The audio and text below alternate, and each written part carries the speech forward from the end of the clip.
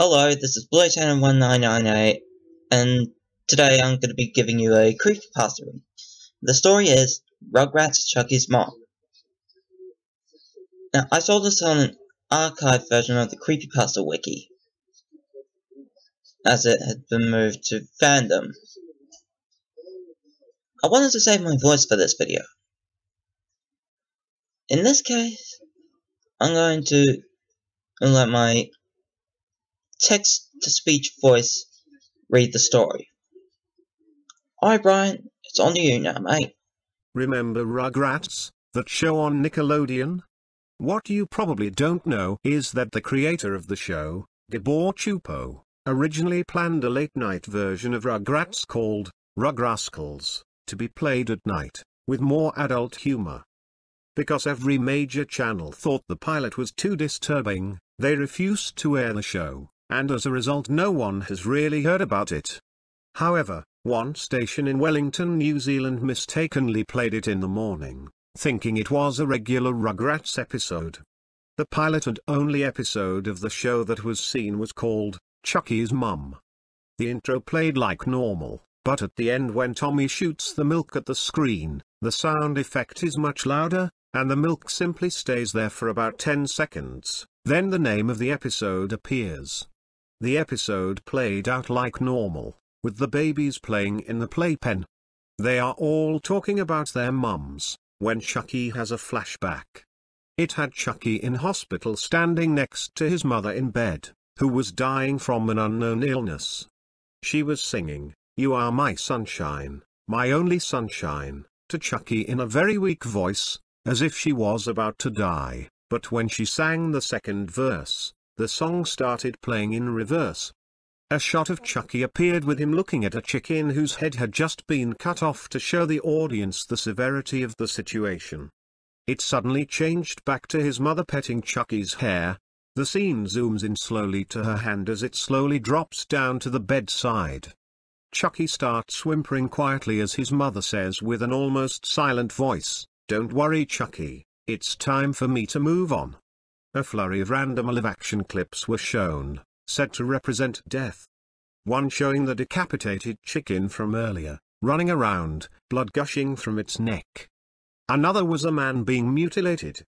Then a real-life child that looks just like Chuckie is shown laughing with audible sound and looking like he is on top of the world. Then, frame by frame, depicting this child's stomach being cut open, his guts ripped out, you could see and hear the immense pain the child was feeling. The screaming, the horrifying screaming. A shot of Chuckie's mum appears again, this time, her eyes closed, the heart monitor flatlining, his father saying, "Don't you remember where it all started?" The episode then cuts to live-action footage of childbirth sonograms. About after 1 minute of these sonograms, you hear Chuckie's father say, "I'm so sorry." He starts crying and crying for 3 minutes straight with no stop, the camera slowly panning out. At this time, you see Chuckie come out of the flashback, having a seizure. Tommy, Phil and Lil are crying, and an ambulance worker calms him down, saying, "Chuckie? Chuckie?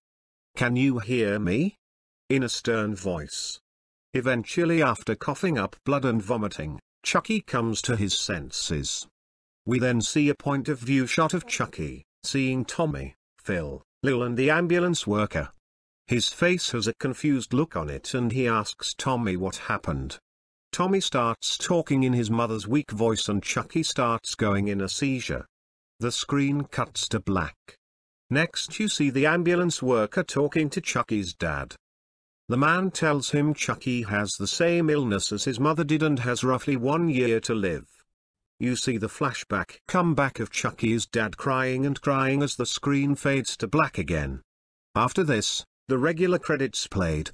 Then suddenly it started the 15-minute show all over again.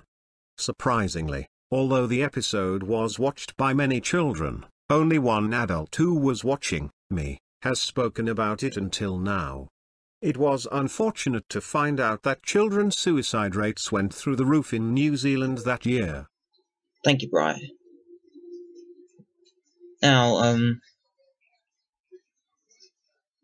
I know this isn't something I normally do,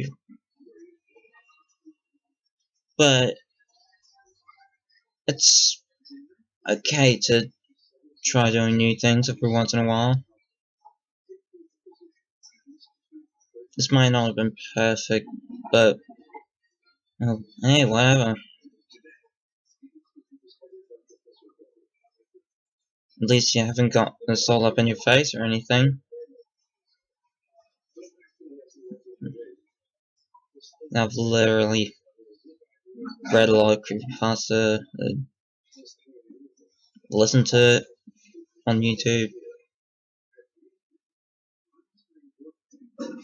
but it hasn't really traumatized me as much, so I think the first creepypasta I heard of was Sonic 20XE, so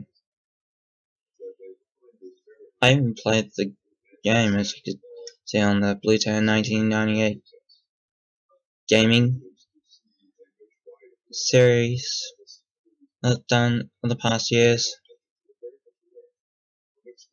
Back when my name was pronounced with 8 syllables. Maybe the next time I do a gaming video, my name in the title could still have 8 syllables. But my username now has